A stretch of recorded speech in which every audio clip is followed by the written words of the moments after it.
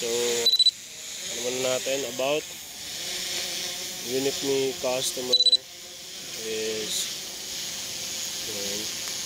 So, aircraft, serial number, yan. So, error, na error, yan. Calibrate na rin namin yun yung compass. Yan. So, lipad. So, ang history ng unit is water damage, no? Water damage.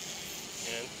So, for test na So, ano bang ginawa namin? Nilinis? Gorbog ata, nice. Nice. That's right. Gorbog. Okay. So, nilinis or inayos ni Headtech.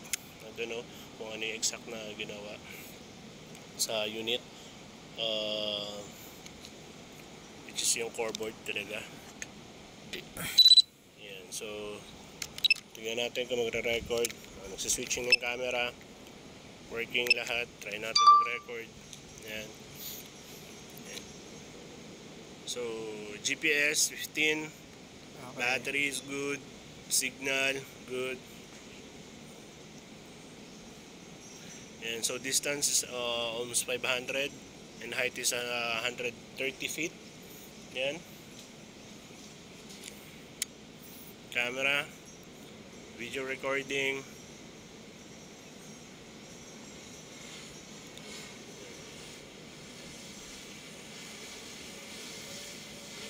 It's all good sa unit.